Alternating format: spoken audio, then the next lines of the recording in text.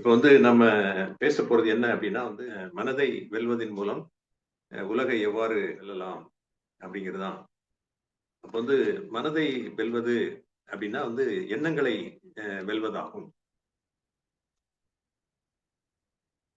அப்ப வந்து எண்ணங்களுக்கெல்லாம் வந்து ஆதாரமா இருக்குது என்ன அப்படின்னா வந்து சம்ஸ்காரமாகும்.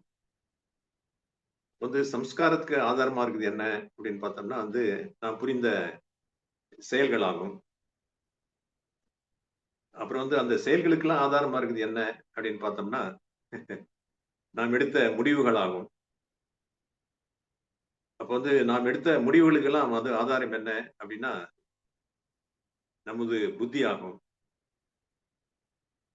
இப்ப வந்து புத்தி எப்போது சரியான முடிவு எடுக்கும் அப்படின்னு பார்த்தோம்னா, அதில் சுயநலம் இல்லாத இறைவனை சேர்க்கும் போதுதான்.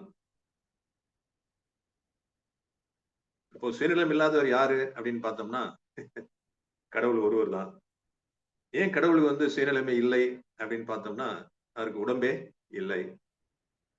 ஏன் அவருக்கு உடம்பே இல்லை அப்படின்னா வந்து, அவர் 5 தத்துவங்களுக்கு அப்பாற்பட்டு இருக்கின்றார். அப்போ அவர் எங்க இருக்கிறார் அப்படின்னா, மேலே இருக்கிறார் அப்படின்னு சொல்றாங்க. பூஜ்யத்துக்குள்ளே ஒரு ராஜ்யத்தை ஆண்டு கொண்டு புரியாமலே இருப்பான் ஒருவன், புரிந்து கொண்டால் அவன்தான் இறைவன் அப்படின்னு சொல்றாங்க. அப்ப வந்து முதல்ல வந்து நாம் கூட வந்து புரியாம இருந்தோம். சரியான ஒரு புரிதல் வந்து நமக்கு இல்லை. பாபா யார் என்பது. அப்ப அவர் சொல்றாரு வந்து, நான் இந்த 5 தத்துவங்களுக்கு அப்பாற்பட்ட ஒரு உலகில் நான் இருக்கின்றேன். சூட்சும உலகத்தையும் தாண்டி 6வது தத்துவம் உள்ள பிரம்ம தத்துவம் உள்ள அந்த உலகில் நான் இருக்கின்றேன். அதனால எனக்கு உடலே இல்லை. வந்து உடல் இல்லாத அந்த சிவபாபா 5 தத்துவங்களுக்கு அப்பாற்பட்டு இருக்கிற அந்த சிவபாபா அவர் தருகின்ற அந்த ஞானம் புத்தியில் எப்பொழுது நிறைக்கப்படுகிறதோ அதுவே சுயநலம் இல்லாத ஞானம் என்று கருதப்படும். அப்ப அந்த சுயநலம் இல்லாத ஞானம் புத்தியில் நிறையும் பொழுதுதான் புத்தி வந்து சீர்தூக்கி பார்க்கும். தவறு எது, அப்புறம் வந்து சரியானது எது என்று. அந்த சீர்தூக்கி பார்க்கக்கூடிய தன்மையை தான் நம்ம வந்து லைட் ஹவுஸ் அப்படின்னு சொல்றோம். ஒளி விளக்கு அப்படின்னு சொல்றோம். வெளிச்சம் அப்படின்னு சொல்றோம். ஞான வெளிச்சம் அப்படின்னு சொல்லி சொல்றோம். அதாவது ஞான பிரகாசம் அப்படின்னும் சொல்றோம். மனத்தெளிவு அப்படின்னு கூட சில சமயத்துல சொல்றோம். மனத்தெளிவு எப்படி வரும் அப்படின்னா, முதல்ல வந்து புத்தியில் தெளிவு வந்தால்தான். அப்ப வந்து புத்தியில் தெளிவு எவ்வாறு வரும் அப்படின்னா வந்து, அந்த புத்தியில் சுயநலம் இல்லாத சிவபாபாவுடைய ஞானம் நிறைந்தால்தான்.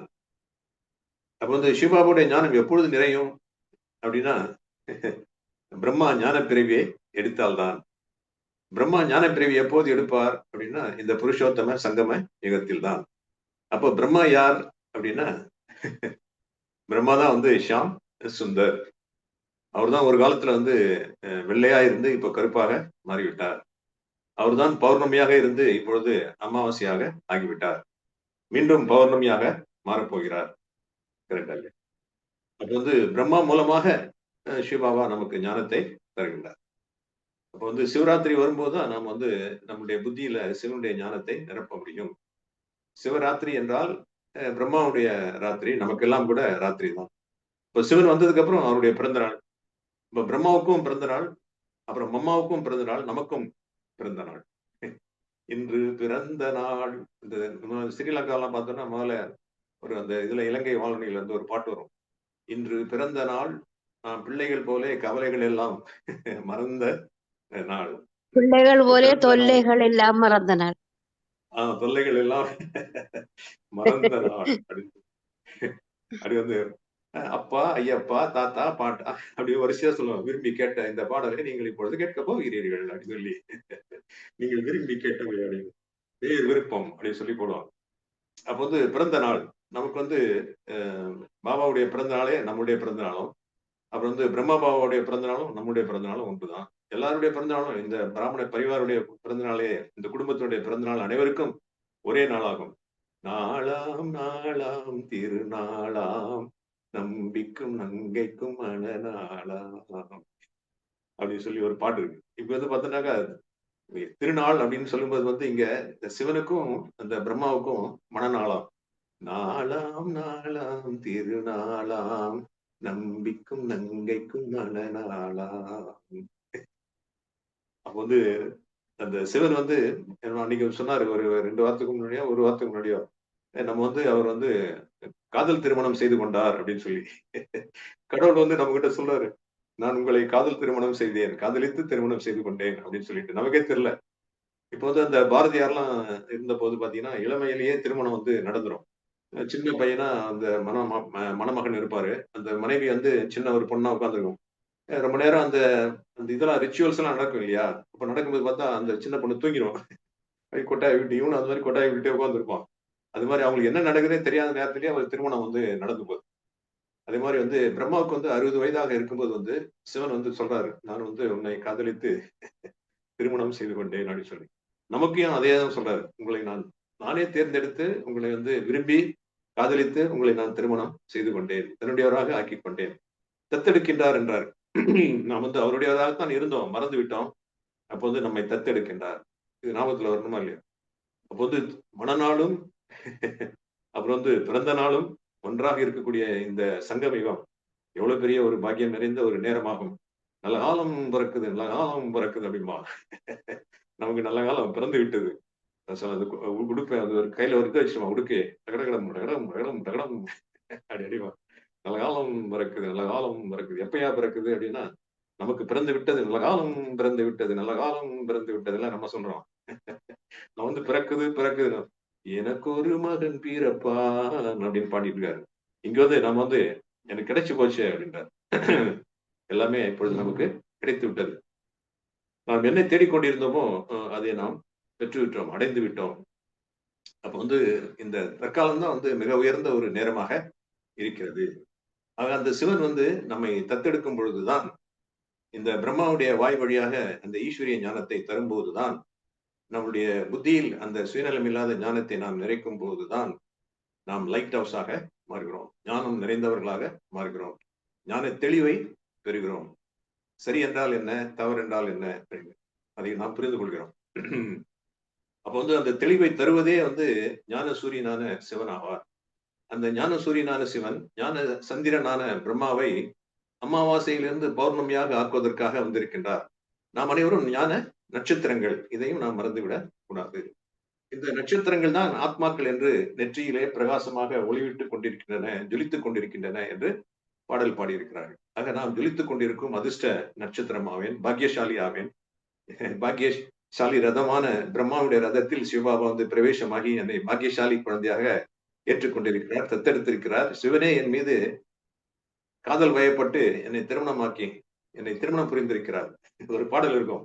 மனம் படைத்தேன் உன்னை நினைப்பதற்கு நான் வடிவெடுத்தேன் உன்னை மணப்பதற்கு கட்டிய வேடம் முரசொலிக்க பரிசங்கள் நின்றாங்கே எதிரொலிக்க கைத்தலம் நான் பற்ற கனவு கண்டேன் அந்த கனவுகள் நனவாக உறவு தந்தாய். அப்போ வந்து பிரம்மாவிற்கும் அந்த உறவை தந்தாய், நமக்கும் அந்த உறவை தந்தாய், கூடவே இந்த திரு ஞானத்தையும் தந்தாய் அப்படின்னு நினைக்கும்போது வந்து எவ்வளவு ஆனந்தமாக இருக்கிறது. நாம் வந்து இந்த உலகிலேயே மிகவும் மிக மிக அதிர்ஷ்டசாலி குழந்தைகள் அல்லவா? பாபா நம்மை கண்டெடுத்திருக்கின்றார். நம்ம அவருடைய செல்ல குழந்தைகள். வெகு காலமாக தொலைந்து போய் பிறகு மீண்டும் கண்டெடுக்கப்பட்ட அவருடைய மடியில் அமர்ந்திருக்கக்கூடிய 3வது கண் திறக்கப்பட்ட முக்காலமும் உணர்ந்த அதாவது திரிகாலதர்சி அப்படின்றார். உலகிற்கும் அதிபதியான 3வது கண் உள்ள சிவனுடைய குழந்தைகள் அல்லவா? அது சிவபாபாவுக்கு வந்து 3வது கண்ணு கிடையாது. நமக்கு வந்து 3வது கண் தரப்பட்டிருக்கிறது. அதுவே புத்தி ஆகும் அல்லவா? ஆக புத்தியில் வந்து இப்பொழுது நமக்கு தெளிவு வந்திருக்கிறது. புத்தி உள்ள மனிதர் எல்லாம் வெற்றி காண்பதில்லை, வெற்றி பெற்ற மனிதர் எல்லாம் புத்திசாலி இல்லை. அப்ப வந்து மனதை வெற்றி கொள்வதா இல்ல வந்து புத்தியை வெற்றி கொள்வதா அப்படின்னு பார்த்தா அப்ப வந்து விதியை மதியால் வெல்லலாம் அப்படின்னு சொல்லியிருக்காங்க. விதியை மதியால் வெல்லலாம். விதினா என்ன அப்படின்னா நாம் ஏற்கனவே செய்த செயல்களுடைய விளைவு. அதுதான் வந்து சம்ஸ்காரமாக நம்மிடம் இருந்து கொண்டிருக்கிறது. அது மீண்டும் நம் மனதில் எண்ணங்களை உண்டாக்குகிறது. அப்ப வந்து அந்த எண்ணங்களுக்கும் ஒரு நிலை முன்னால் இருக்கக்கூடிய ஒரு நிலை என்ன என்றால் அது சம்ஸ்காரமாக ஆகிறது. அந்த சம்ஸ்காரம் என்ன என்றால் நாம் செய்த செயல்களுடைய விளைவுகள். சரியா இல்லையா? அப்ப வந்து நாம் இந்த ஆத்மா வந்து இந்த உடல்ல இருக்கும்போது, இந்த பௌதீக பொருட்களால் 5 தத்துவங்களால் செய்யப்பட்ட இந்த உடலில் நாம் அமர்ந்திருக்கும்போது, அந்த எண்ணங்கள் வருகின்றன. அவைகளை நாம் வெல்ல வேண்டும். அப்பனா வந்து இந்த எண்ணங்கள் தான் வந்து நமக்கு வந்து எதிரியா? அப்படின்னா, நாம் யாரையெல்லாம் வெல்ல வேண்டும் அப்படின்னு நம்ம பார்த்தோம்னா, ஒரு 18 விஷயங்களை நாம் வந்து வெல்ல வேண்டியவர்களாக இருக்கிறோம். ஒன்று வந்து 5 தத்துவங்கள், 2வது வந்து 5 கர்மேந்திரியங்கள், 3வது வந்து 5 விகாரங்கள், அப்புறம் வந்து நம்மளுடைய மனம், அப்புறம் நம்மளுடைய வந்து புத்தி, அப்புறம் நம்மளுடைய சுபாவம். அதான் வந்து நம்ம சம்ஸ்காரம் அப்படின்னு சொல்லி சொல்றோம். அப்போ வந்து நம்மளுடைய சுபாவத்தை நாம் வெல்ல வேண்டும் என்றால், நம்மளுடைய முடிவை நாம் சரியாக அமைக்க வேண்டும். நாம் எடுக்கக்கூடிய அந்த முடிவு வந்து சரியாக இருக்க வேண்டும். ஏன்னா அவைகள் தான் நம்மளுடைய செயல்களை தீர்மானிக்கின்றன. அப்போ வந்து அந்த முடிவு வந்து சரியாக இருக்க வேண்டும் என்றால், அந்த முடிவு வந்து என்னுடைய இடத்தில் சிவபாபாவோ இல்லை பிரம்ம பாபாவோ இருந்திருந்தால் என்ன செய்திருப்பார் என்ற ஒரு நினைவோடு நாம் எந்த ஒரு செயலையும் செய்ய வேண்டும். ஏன்னா வந்து நாம் வந்து அவருடைய கருவியாக நாம் இப்பொழுது இருக்கின்றோம். அப்போ வந்து இந்த ட்ரஸ்டி அல்லது வந்து கருவி, நான் ஒரு பாபாவுடைய இன்ஸ்ட்ருமெண்ட் என்ற ஒரு நினைவு வந்து நமக்கு இருக்கும் பொழுதுதான் நாம் பாபாவுடைய சார்பாக செயல்களை செய்வோம். அப்ப அது பாபாவுடைய சார்பாக நாம் வந்து செயல்களை செய்ய வேண்டும் என்றால் அதற்கு ட்ரஸ்ட் என்ற அந்த ஒரு நினைவு வந்து நமக்கு இருக்க வேண்டும். ஏன்னா ஆத்மா வந்து பரந்தாமத்திலிருந்து வரும்போதும் தனியாகத்தான் வருகிறது. இப்போது வந்து பரந்தாமத்திற்கும் மீண்டும் தனியாகத்தான் செல்ல போகிறது. தனியாக வந்தேன் ஆத்மானா, தனியாக செல்வேன் ஆத்மானா, பாபாவின் நினைவில் ஓயாமல் இருந்து பரந்தாமம் செல்வேனே. தனியாக வந்தேன் ஆத்மானா, தனியாக செல்வேன் ஆத்மானா. அப்போ வந்து இந்த பூவுலகத்தில் நாம் தனியாகத்தான் வந்தோம், மீண்டும் தனியாகத்தான் செல்வோம். இதையும் நாம் மறந்துவிடக் கூடாது அல்லவா? அப்போ தனியாக வந்தேன் அப்படின்னா வந்து ஒவ்வொருவரும் இந்த உலக நாடக மேடையில் தனித்தனி பங்கை வகிக்கக்கூடியவர்கள். நம்ம வந்து யாருடன் நம்ம வந்து ஒப்பிட்டு பார்க்கவே கூடாது. அப்போ வந்து நாம் யாரையெல்லாம் வெல்ல வேண்டும் அப்படின்னா, நம்மை மட்டும்தான் வெல்ல வேண்டும்.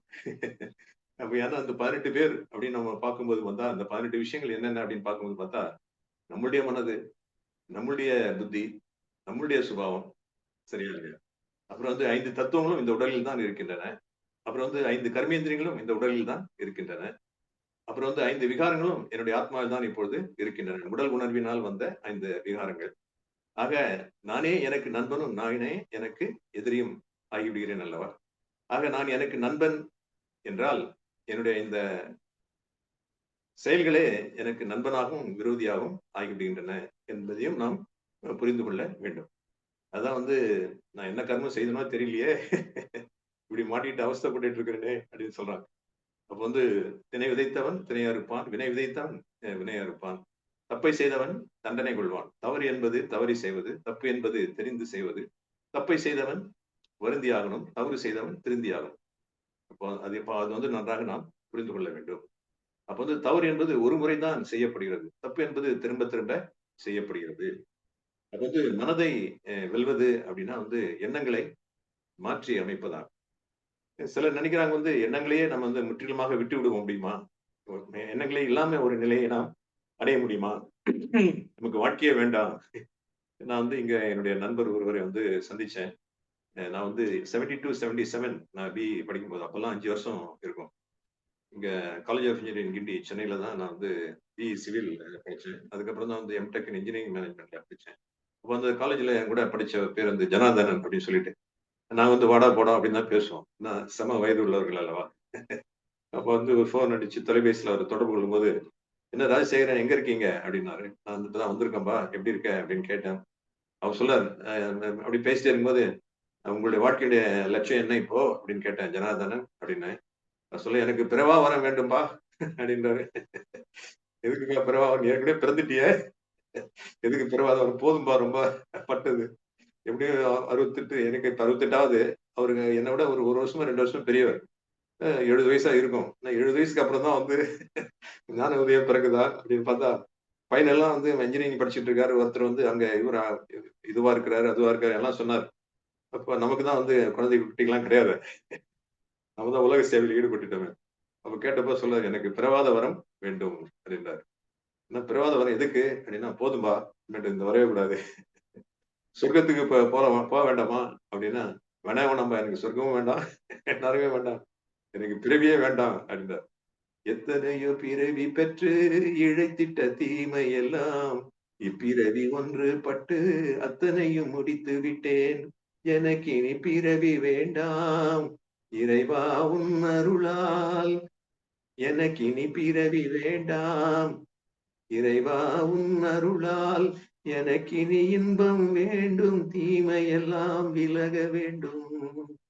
எத்தனையோ பிறவி பெற்று இழைத்திட்ட தீமை எல்லாம் இப்பிறவி ஒன்று பெற்று அத்தனையும் முடித்து விட்டேன் அப்படின்றாரு ஒருத்தர். வந்து அவ்வளோ பாவங்களை நான் செய்து விட்டேன் அப்படின்றார். இன்னொருத்தர் சொல்றாரு, நான் ஏனே நாளும் நல்லவனாக்க ஓயாமல் ஒழியாமல் உன்னருள் தந்தாய். நீ அல்லால் தெய்வம் இல்லை எனது நெஞ்சே நீ வாழும் எல்லை அப்படின்றார். அப்ப வந்து ஒருவர் கூறுகிறார், எனக்கு வந்து நீ வந்து இந்த பிறை தலையிலிருந்து விடுதலை தந்து விடு அப்படின்றார். அப்ப வந்து முக்தியை அவர்கள் வந்து விரும்புகிறார்கள். அவர்கள் வந்து சாந்தியை விரும்புகிறார்கள். அப்ப அதை வந்து நம்ம இரவாத வரம் அப்படின்னு சொல்றோம். இன்னொரு வரம் என்ன அப்படின்னா வந்து அது வந்து நம்ம பிறவாத வரம் அப்படின்னு சொல்றோம். இன்னொரு வரம் என்ன அப்படின்னா இரவாத வரம். அது வந்து நீண்ட ஆயுள். அது சத்தியுகத்திலையும் திரேதாயுகத்திலையும் நமக்கு கிடைக்குது. ஆனா மக்களுக்கு வந்து தெரியல. அவங்க நினைக்கிறாங்க இந்த நரகத்திலேயே கூட வந்து 100 வருஷத்துக்கு மேல இருந்தோம்னா அது நீண்ட ஆயுள் அப்படின்னு சொல்லி நினைக்கிறாங்க. அப்ப இரவாத வரமும் பிறவாத வரம் வேண்டுமென்றால் அந்த சிவபாபாவை மறவாத வரமும் நமக்கு வேண்டும் அல்லவா? இந்த 3 வரங்களையும் பெற்றால்தான் நாம் மனதை வெல்ல முடியும். அல்லது மனதை வென்றால் இந்த 3 வரங்களையும் நாம் பெறலாம். ஒன்று வந்து பிறவாத வரம், இன்னொன்று வந்து இரவாத வரம், மூன்றாவது வந்து மறவாத வரம். அப்ப நம்மளுடைய மனதில் வரக்கூடிய எண்ணங்கள் எல்லாம் இந்த 2 வரங்களின் ஆதாரத்தில் தான் இருக்கின்றன. கைகைக்கு வந்து 2 வரம் கொடுத்தாங்க. அந்த மந்தரை வந்து அவங்கள வந்து இது குடுத்துருவாங்க. கொஞ்சம் வந்து அவங்கள வந்து டெம்ப்ட் பண்ணி விட்டுட்டு, அவங்கள வந்து ஆசையை உண்டாக்கி விட்டு, "நீ போயிட்டு தசரதர்ட்ட வந்து இந்த 2 வரங்களை கேட்டுக்கொள்" அப்படின்னு சொல்லி அந்த 2 வரங்கள வாங்கி வச்சிருந்திருப்பாங்க முதல்லயே. தசரதர் 2 வரத்த குடுத்துருப்பாங்க. இந்த 2 வரம் இந்த தக்க சமயத்தில் நான் உங்களிடம் பெற்றுக்கொள்கிறேன்னு சொல்லி சொல்லி வச்சிருப்பாங்க. இந்த மந்தரை தான் வந்து அந்த மனத மாத்திரும். போயிட்டு அந்த 2 வரங்கள வாங்கிக்கொள். ராமன் காட்டிற்கு செல்லவும், என் மகன் பரதன் நாட்டை ஆளவும் அப்படின்னு சொல்லிட்டு அந்த அம்மா ராமாயணத்துல 2 வரங்க வாங்குறாங்க. மந்தரையின் சோதனையால் மனம் மாறி கைகேயி மஞ்சள் குங்குமம் இழந்தாள். வஞ்சக சகுனியின் சேர்க்கையால் கௌரவர்கள் பஞ்ச பாண்டவரை பகைத்து அழிந்தாரே. சிந்தனையில் இதையெல்லாம் கொள்ளாமல் மந்த கதி போலே மனம் போனபடி நடக்கலாமோ. ஒற்றுமையாய் வாழ்வதினால் உண்டு நன்மையே, வேற்றுமையை வளர்ப்பதினால் விளையும் தீமையே. அப்ப வந்து ஒற்றுமை அப்படின்னு நம்ம இங்க இருந்து சொல்லும்போது வந்து ஆத்மாவும் இந்த 5 தத்துவங்களும் ஒற்றுமையாக இருக்க வேண்டும். ஹார்மனைஸ்ட் அப்படின்றாங்க. அதாவது யூனிட்டி வந்து இருக்கணும். அது வந்து ஹார்மனி இருக்கணும் அப்படின்னு சொல்றாங்க. சேம் வேவ் லென்த் அப்படின்னு கூட சொல்றாங்க. இணைந்து அப்படின்றாங்க. அப்படின்னு வந்து இணங்கி இணைந்துதான் இருக்கிறோம். ஆத்மா வந்து இந்த உடம்புல வந்து இணைந்துதான் இருக்கின்றது. ஆனால் இணங்கி இருக்க வேண்டும் அல்லவா? அந்த 5 தத்துவங்களோடு அன்போடு நேசத்தோடு இருக்க வேண்டும் அல்லவா? அதை தட்டி தன்னுடைய காரியத்திற்கு சரியான சமயத்தில் சரியான காரியத்தில் அதை உபயோகப்படுத்த வேண்டும் அல்லவா? அது வந்து ராஜாவான நம்மால் தான் முடியும். அதுக்குதான் பாபா வந்து சொல்றாரு, இந்த வேள்வியில் நான் அமைத்திருக்கும் இந்த வேள்வியில் ராஜஸ்வ அஸ்வமேக அவினாஷி ருத்ர கீதா ஞான யக்யம் என்னும் இந்த வேள்வியில் ராஜஸ்வ ஸ்வராஜ்யத்தை அடைய போகிற நீங்கள் உங்களுடைய மனக்குதிரையை இந்த வேள்வியில் இட்டு அடக்க வேண்டும் என்று சொல்றார்.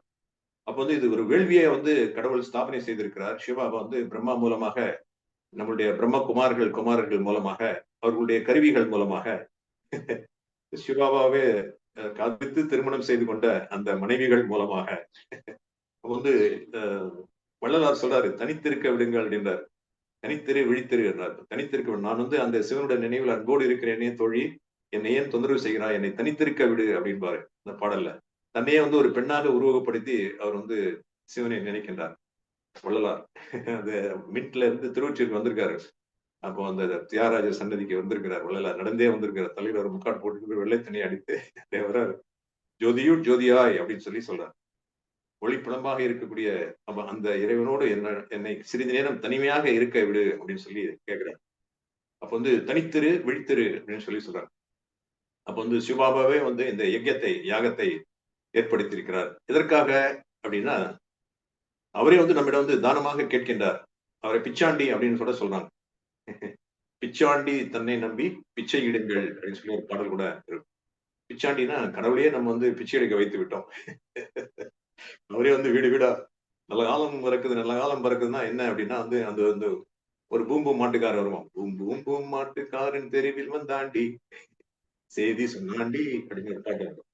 அப்ப அந்த பூம்பூம் மாட்டுக்காரன்னா அந்த பூம்பூம் மாட்டுக்காரன்னா சிவனும் அவரன் கூட வந்து ஒரு பூம்பூம் மாடு வேற வரும். அது பூம் அது தலையை ஆட்டும். ஆஞ்சி ஆஞ்சி ஓம் சாந்தி அப்படின்னு நம்ம சென்டர்ல வந்து சின்ன சிஸ்டர் இருப்பாங்க. ஒரு 15 வயசோ 18 வயசோ 20 வயசோ இருக்கும். ஓம் சாந்தி சிஸ்டர். இவர் வந்து பார்த்தா 72 வயசு இருப்பாரு. என்னங்க பிரதர் என்ன அந்த கருணா வேலை செய்யுங்க, காய்கறியை நறுக்கி கொடுங்க அப்படிம்பாங்க. சரி, அது வந்து பாபா வந்து அந்த ருத்ர ஞான யஜ்யத்தை உருவாக்கி இருக்கிறாரு. அதுல வந்து நம்ம எல்லாவற்றையும் சுவாகா செய்ய வேண்டும். சுய அகங்காரம், அப்புறம் வந்து நான் இவன் நான் அவன் எல்லாத்தையும் வந்து நம்ம அதுல போட்டு எரிக்கணும் அல்லவா. அப்ப வந்து அந்த அவன் அந்த உடுக்கை எடுத்து அந்த பூமி மாட்டுக்கார வரும். டுபுடும் அடிப்பான். அந்த பக்கத்துல இருந்து அந்த மாடும் நீங்க சொல்றதெல்லாம் சரிதான் சாமி அப்படிங்கிற மாதிரி விளையாடிக்கிட்டே இருக்கும். சிவனே, நீங்க வந்து நீங்க என்ன சொன்னாலும் நாங்க செய்யறதுக்கு ரெடியாக இருக்கிறோம். எழுதுன்றீங்களா? என்னையா வந்து உங்க எதிரில நிப்போம். அதுக்காக தானே எங்க உயிரையே கொடுத்துருக்கிறோம். எங்க வாழ்வையே வந்து உங்களுக்கு அர்ப்பணித்திருக்கிறோம். நீங்க என்ன சொன்னாலும் நாங்க செய்யறதுக்கு ரெடியாக இருக்கிறோம் அப்படின்னு. சோழியன் குடுமி சும்மா ஆடுமா அப்படின்னு சொல்லுவாங்க. இங்க வந்து நம்ம இந்த குடுமையை வந்து சிவனிடம் நாம் தந்து விட்டோம். இந்த பிரம்மகுமாரிகளுடைய குடுமி அந்த இறைவன் தந்தது அல்லவா. உயர்விலும் உயர்வான இந்த உயர்ந்த பிறவி. தாய் தந்த பிச்சையிலே வளர்ந்தேன் அம்மா, இன்று நீ தந்த பிச்சையிலே தாய் தந்த பிச்சையிலே பிறந்தேன் அம்மா, இன்று நீ தந்த பிச்சையிலே வளர்ந்தேன் அம்மா அப்படின்றான். பிச்சை பாத்திரம் ஏந்தி வந்தேன் ஐயனே அப்படின்னு சொல்லி இன்னொருத்தர் பாடுறாரு. அவர் வந்து கேட்கிறாரு, ஆண்டவனே, ஆண்டவன்கிட்ட போயிட்டு நான் உனக்கு எதுவுமே கொண்டு வர்றதுக்கு எனக்கு எதுவுமே இல்லையே, இந்த உடலே கூட எனக்கு தந்த பிச்சை அல்லவா, பிச்சை பாத்திரம் ஏந்தி வந்தேன் ஐயனே அப்படின்றார். ஆனா பாபா என்ன சொல்றாரு, நீ என்னுடையவன் அல்லவா, நீ என்னுடைய குழந்தை அல்லவா. இவர் சொல்றாரு, என்னப்பன் அல்லவா என் தாயும் அல்லவா, பொன்னப்பன் அல்லவா பொன்னம்பலத்தவா அப்படின்னு ஒரு பாட்டு இருக்கும். அந்த வந்து ஒரு கீழ் ஜாதியில பிறந்த ஒருவர் வந்து அவரை வந்து கோயிலுக்குள்ள விட மாட்டாங்க. அப்போ அவர் பாடுவார் அது மாதிரி, என்னப்பன் அல்லவா என் தாயும் அல்லவா, பொன்னப்பன் அல்லவா பொன்னம்பலத்தவா பொன்னப்பன் அப்படின்றார். அது தங்கத்தை போல ஒரு அப்பன். அவர் நம்மை வந்து வைரமே என்று நம்மை அழைக்கின்றார். நம்மை வைரமாக ஆக்குவதற்காக அந்த பொன்னப்பன் பொன்னம்பலத்தை விட்டு வந்திருக்கிறார் அல்லவா. என்னப்பன் அல்லவா என் தாயும் அல்லவா, நாம் பாப்தாதா அப்படின்னு சொல்றோம். அப்ப வந்து சிவனும் அல்லவா பிரம்மாவும் அல்லவா, நான் உங்கள் குழந்தை அல்லவா நினைச்சு பார்த்தோம்னா அப்படியே சந்தோஷம் நமக்கு வந்து பொங்கிட்டு வருகிறது அல்லவா. அப்ப வந்து சிவபாபாவும் இந்த பிரம்ம பாபாவும் நம்ம வந்து இப்படி மடியில வைத்திருக்கிறார்கள். நான் வந்து சின்ன பையனா இருக்கும்போது பக்கத்துல வந்து ஒரு சிவன் கோயில் ஒண்ணு இருக்கும். அங்க பார்த்தா ஒரு பக்கத்துல வந்து கார்த்திகேயன் அமர்ந்திருப்பாரு, இன்னொரு பக்கத்துல வந்து அந்த கணபதி அமர்ந்திருப்பாங்க. அப்ப நான் வந்து அவங்க முன்னாடி போயிட்டு அந்த படத்துக்கு முன்னாடி நின்று கேட்பேன், எப்பா நீங்க 2 பேரும் என்ன புண்ணியம் பண்ணீங்க? இது பக்கம் பார்த்தா ஒரு பக்கம் சிவன், இன்னொரு பக்கம் வந்து பார்வதி. எனக்கு அப்ப வந்து தெரியாது இல்லையா பார்வதி யாரு சிவன் யாருன்னு. சங்கரர் தான். நான் வந்து இப்ப அந்த 2 பேரும் அந்த சிவனும் பார்வதி அமர்ந்திருக்கிற மடியில ஒரு பக்கம் கணபதியும் இன்னொரு பக்கம் கார்த்திகேயனும் அமர்ந்திருக்கிறாங்க. அப்ப கேட்பேன், நீங்க என்ன புண்ணியம் பண்ணீங்க? இப்பேற்பட்ட அப்பா வந்து உங்களுக்கு கிடைச்சிருக்காங்க. நான் என்னத்த பாவத்தை பண்ணேன்? எனக்கு இப்பேற்பட்ட அம்மா அப்பா வீட்டுல கிடைச்சாங்க. எப்ப பார்த்தாலும் ஒரே ரேட்டன் அந்த டாம் அண்ட் ஜெர்ரி மாதிரி ஒரே சண்டையா நடந்துகிட்டே இருக்குது. புனி எலி மாதிரி சண்டை போட்டுட்டே இருக்காங்க. அப்ப வந்து அந்த ஒரு வார பாடத்தை முடிச்சதுக்கு அப்புறமே எனக்கு ஒரு பிளாஷ்பேக் மாதிரி பாபா காமிச்சாரு. மகனே, நான் உன் தாயும் தந்தையும் அல்லவா அப்படின்றாரு.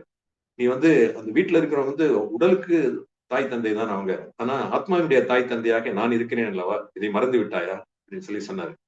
அவ வந்து அந்த எனக்கு வந்து உடனே வந்து ஒரு பெரிய நம்பிக்கை வந்து விட்டது. இந்த ஈஸ்வரிய ஞானத்தை வந்து தருவது வந்து சிவனே வந்து பிரம்மாவுடைய வாய் மூலமாக தருகிறார். ஏன்னா நான் வந்து அந்த சின்ன பையனா இருக்கும்போது அந்த கோயில்ல நின்று அழுது அழுது கேட்டேன் அந்த கேள்விக்கு பதில வந்து இவன் அந்த ஒரு வார பாடத்திலையும் எனக்கு தந்து விட்டார். நான் கேட்பேன், ஆண்டவனே ஐயனே எம்பெருமானே எனக்கு நல்ல படிப்பையும் புத்தியும் ஞாபகசக்தியும் கொடு. ஆண்டவனே ஐயனே எம்பெருமானே எனக்கு நல்ல படிப்பையும் புத்தியும் ஞாபகசக்தியும் கொடு. ஆண்டவனே ஐயனே எம்பெருமானே எனக்கு நல்ல படிப்பையும் புத்தியும் ஞாபகசக்தியும் கொடு. என்ன கேட்பேன்.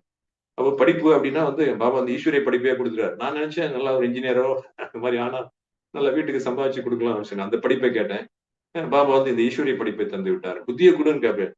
எனக்கு வந்து புத்திய முடிவு எடுக்க முடியாது. நான் வந்து சிவில் எடுக்கலாமா, எலக்ட்ரிக்கல் எடுக்கலாமா, மெக்கானிக்கல் எடுக்கலாமா அப்படின்னு சொல்லிட்டு தெரியல. உடனே என்ன பண்ணேன், ஒரு காகிதத்துல எல்லாத்தையும் எழுதிட்டேன். எலக்ட்ரானிக்ஸ், அப்புறம் வந்து எலக்ட்ரிக்கல், மெக்கானிக்கல் அது மாதிரி எழுதி இண்டஸ்ட்ரியல் எல்லாம் எழுதி ஒரு எங்க வீட்ல வந்து ஒரு சின்ன ஒரு முருகர் கேலண்டர் தான் தொங்கும். அது ஃப்ரேம் கூட பண்றது கூட காசு இல்ல. அந்த ஒரு ஒரு ஓலை வீடு. கீழ வந்து 2 அடி தான் அந்த செவுரு இருக்கும். மேல பார்த்தா ராத்திரில மழை பெஞ்சுதுன்னா அப்படியே கீழ வந்து பாத்திரமா வச்சிருப்பாங்க. அதுல டங் டங் டங் டங்ன்னு மியூசிக் வந்துகிட்டே இருக்கும். மழை சொட்டு சொட்டுன்னு சொட்டுது பாரு இங்கே, மழை கொட்டு கொட்டுன்னு கொட்டுது பாரு அங்கே அப்படின்ற மாதிரி நினைச்சு பார்த்தா எனக்கு இப்ப கூட சிரிப்பு தான் வருது. சிரிப்பு வருது சிரிப்பு வருது அப்படின்ட்டு. அப்ப வந்து மழை கொட்டிட்டே இருக்கும். அந்த ஓலை வீட்டுல ஒரு ஊதுவத்தியை கொளுத்தி வச்சு அந்த முருகர் படத்துக்கு முன்னாடி அந்த கேலண்டர்ல நான் வந்து அப்படியே ஒரு ஒரு சுருட்டி போட்ட ஒரு பேப்பர்ல இருந்து ஒண்ணு எடுத்தேன். அதுல பார்த்தா சிவில்னு வந்தது. உடனே சிவிலுக்கு அப்ளை பண்ணிட்டேன். எல்லாரும் வந்து என்னப்பா ராஜசேகர் நீ வந்து சிவில் இன்ஜினியர் ஆகிறதுக்கு முயற்சி பண்ண அப்படின்னாரு. என் தலையெழுத்து என் அப்பன் முருகன் முடிவெடுத்து விட்டான். நான் சிவில் தான் எடுப்பேன். அதை மாற்றவே மாட்டேன் அப்படின்ட்டேன். அப்புறம் பார்த்தா இந்த சாந்திதாமம் தமிழ்நாட்டுல ஹெட் குவார்டர்ஸ் வந்து பாபா கட்டி கொடுக்கறதுக்கு ஒரு வாய்ப்பு கொடுத்தாரு. அதே மாதிரி வந்து மவுண்ட் அபுலையும் வந்து இந்த ஓம் சாந்தி பவன்ல மேல ரூஃப் ட்ரஸ் அதெல்லாம் டிசைன் பண்றதுக்கு ஒரு வாய்ப்பு கிடைச்சது. அப்புறம் பார்த்தா இங்க வந்து இப்போ துபாயில போனப்போ 2011ல பாபாவுக்கு சொந்த வீடு மிடில் ஈஸ்ட்ல கட்டுறதுக்கும் ஒரு வாய்ப்பு நமக்கு கொடுத்தாரு. இப்போ வந்து ஆயில் அண்ட் கேஸ்ல இருக்கு. அங்க வந்து பாத்தீங்கன்னா யார்கிட்டயும் கணக்கு வழக்கு நமக்கு அவ்வளவா கிடையாது. நான் சொன்னேன், இந்த விகாரங்கள் நிறைந்த இந்த மனிதர்களுக்கு போயிட்டு நான் வீடு கட்டி கொடுக்கறதா, அவங்களுக்கு வசதி பண்ணி கொடுத்தா அவங்க விகாரத்துல ஈடுபட்டா அந்த பாவம்லாம் என்ன சேருமே அப்படின்னு. நிறைய நேரம் நான் செஞ்ச ப்ராஜெக்ட் வந்து கட்டவே மாட்டாங்க. அப்படியே போயிடும். அந்த டிசைனோடயே போயிடும். ஆனா எனக்கு மட்டும் சம்பளம் வந்துடும். அதே மாதிரி ஆயில் அண்ட் கேஸ்ல பார்த்தா ஏதோ ஒரு ஆயில் எடுத்து கொடுக்குறான். அந்த திட்டம் கூட வந்து அந்த பிளானிங் ஸ்டேஜ்லயே நின்னுரும். ஆனா எனக்கு மட்டும் சம்பளம் வந்துடும். அது மாதிரி பாபா வந்து விதவிதமான விந்தைகள்லாம் செய்தார். அப்ப என்ன வந்து கடவுள்கிட்ட கேட்பேன், எனக்கு புத்தியை கொடு ஆண்டவனே அப்படின்னு சொல்லி. பாபா என்னடா 3வது கண்ணையே திறந்து விட்டார். அவர் வந்து ஞாபக சக்தியை கொடு. ஏன்னா நான் தமிழ் இதுல படிச்சேன்னா மீடியம்ல எனக்கு வந்து ஆங்கிலம் அவ்வளவா புலமை இல்லை. அதனால நான் அப்படியே நல்லா உருப்போட்டுருவேன். நல்லா மனப்பாடம் பண்ணிடுவேன். ஒரு ஒரு பக்கமா எடுத்து அப்படியே பக்கத்துல இருந்து ஒரு ரயில்வே ஸ்டேஷன் இருக்கும். வீட்டுல வந்து கரண்டே கிடையாது. எங்க அம்மா வந்து பக்கத்துல வந்து ஒரு பல்பு வாங்கி அதுவும் வந்து ஒரு மாசத்துக்கு இவ்வளவு வாடகை. அது கூட பக்கத்துல இருக்கவன் பொறாமப்பட்டு அந்த லைனை கட் பண்ணிடுவானுங்க. எங்கதான் அந்த லைன் கட் ஆச்சுன்னே தெரியாது. எலி கடிச்சிருச்சு அப்படின்றான். மறுபடியும் போய் கெஞ்சி கூத்தாடி அந்த லைனை வாங்கிட்டு வருவாங்க.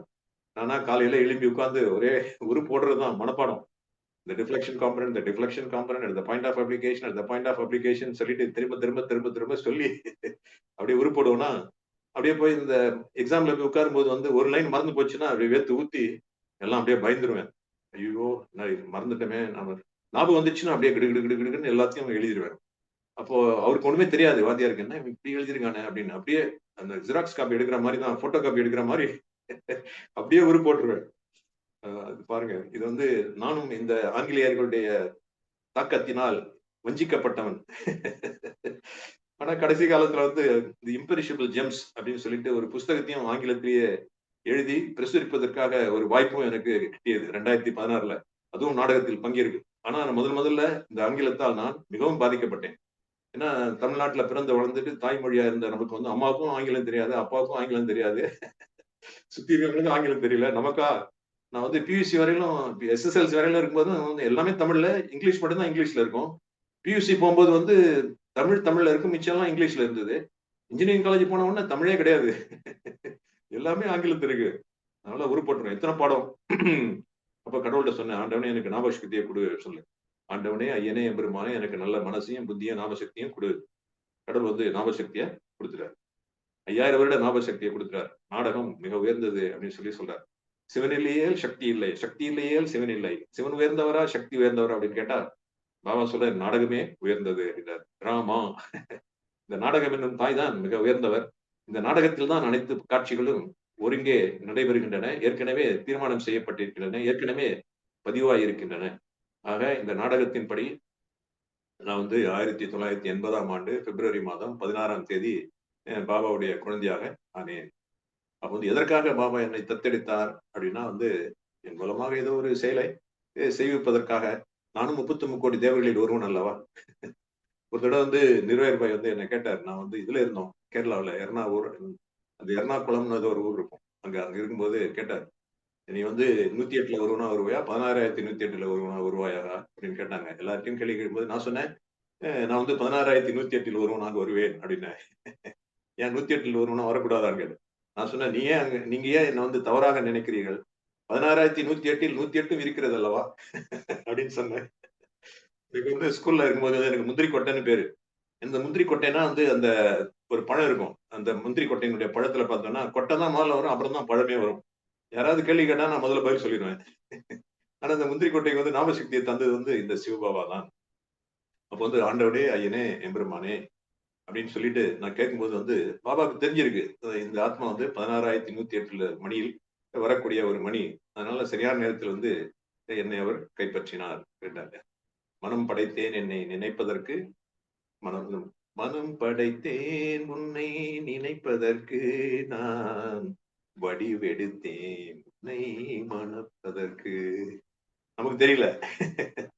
அவருல வந்து நம்மள வந்து காதல் திருமணம் செய்திருக்காரு. அந்த முரளியை கேட்கும்போது வந்து அப்படியே ரொம்ப சந்தோஷமாக இருக்குது. குட்டுப்பட்டாலும் மோதிர கையால குட்டுப்படணுமே அப்படின்னு சொல்லி. ஆக அவர் வந்து நமக்கு ஞாபகசக்தியும் தந்திருக்கிறார், இந்த புத்தியை தந்திருக்கிறார். அப்புறம் வந்து அந்த படிப்பையும், ஈஸ்வரிய படிப்பையும் தந்திருக்கிறார். அந்த பாபா வந்து சொன்னார், இந்த சீசன்ல முரளியில நான் வந்து தந்தையாக இருந்து ஆஸ்தியை தருகிறேன், ஆசிரியனாக இருந்து உங்களுக்கு படிப்பை தருகிறேன், குருவாக இருந்து எல்லா ஆசீர்வாதங்களையும் ஆசீர்வாதமாக தருகிறேன்றார்.